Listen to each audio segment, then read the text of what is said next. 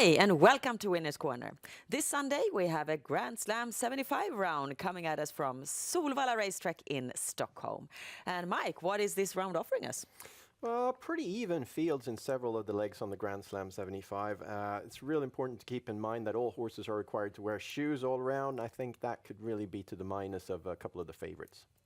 Okay, we start then in the third race of the day, and it's a race for quite inexperienced horses.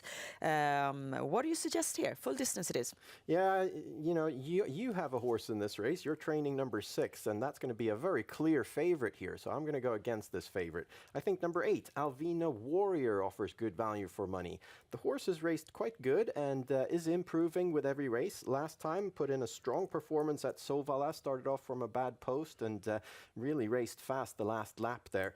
I think the horse is on his way up, and the post is a bit difficult here, but Kai Vidal is driving, and I'm sure he'll find racing room. He's only got 2 horses on his outside here, so he can just back off a bit and go to the outside. So Alvina Warrior is going to put up a strong fight against your favorite here. Mike is ignoring my darling Esther Fall, and instead he places a win bet on horse number 8, Alvina Warrior.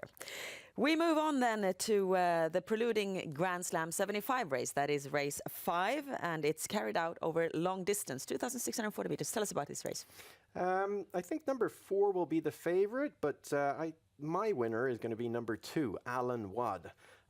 This one is really strong and loves the long distance. He was out in an amateur driver's race last time, started off from the worst post position, number 12, and put in a very nice last lap there. Real strong through the last turn, and I think his form is definitely on the way up. So from this interesting post here, I think Matthias Djuse has a good chance to take the lead after a bit, not from the start, but after a bit he can move forward, and Alan Wadd, with the form he showed last time, will be tricky to beat here. And we continue on the win bet streak now in race 6. And it's for 3-year-old horses over full distance. And if your winner here, Mike, if he wins, it will be quite an upset. I think so, yes. This one I'm most excited about all Sunday, actually. I think this one offers great value here.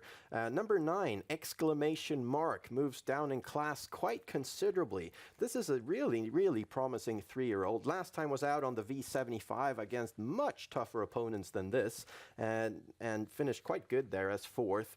And now he's up against 3-year-olds only, and with the toughness he showed last time on the V75, I think he's got it in him to go around this field. Also an interesting post here, all the way on the inside in the second row behind the gate. If number 6 gets a bit of an answer on the inside and the tempo's a bit high here, I feel quite confident that Exclamation Mark has a great chance to win this one. Okay, we move on to the 8th race of the day. And here we find one of the biggest favorite of the day, Mike. Number 7, Barbara L.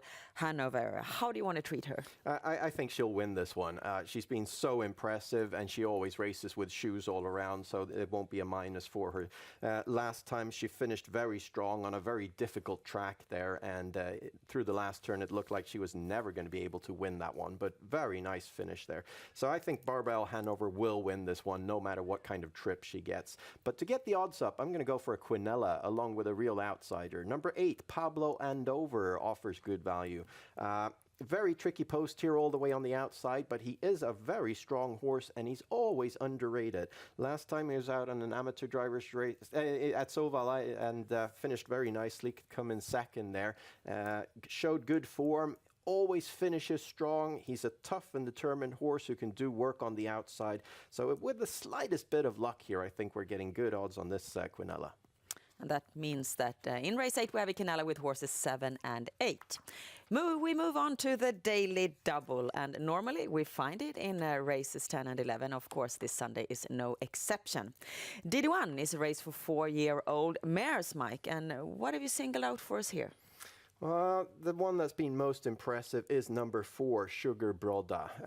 I think she stands out a bit here in this race, with a good post as well. I don't know who's going to drive this one. Kim Eriksson just got injured, so I think he won't be able to drive Sugar Brodda, so that's interesting to see what driver she gets. But from an interesting post, I don't think it will matter too much. She should definitely have a great chance to win this one.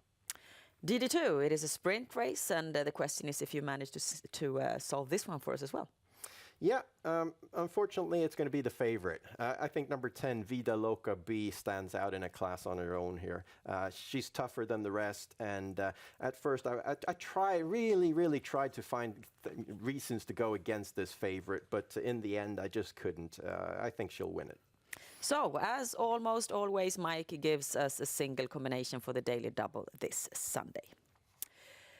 Grand Slam 75, you know that it's the game that is quite similar to V75. The only difference is that Grand Slam 75 has a combination price that is doubled V75. And this means that it's really good if we manage to bank one more horse than we do on the V75 system, Mike.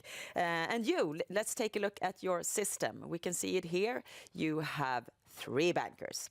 Number 7, Barbara L. Hanover in the 4th leg. Number 4, Sugar Broda in the 6th leg. And then in the last leg, number 10, Vida Loca B. Which one is the safest one of these bankers? I'm going to have to say Barbara L. Hanover, despite the poor post here. But the toughness she's shown, I think she should win this one. The 3rd leg is a Monte race over sprint distance. You've picked 4 horses. Anyone you want to promote a little extra?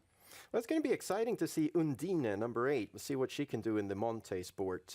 She's been out against the toughest horses of the crop all through this year and last year, so she has the toughness to win this.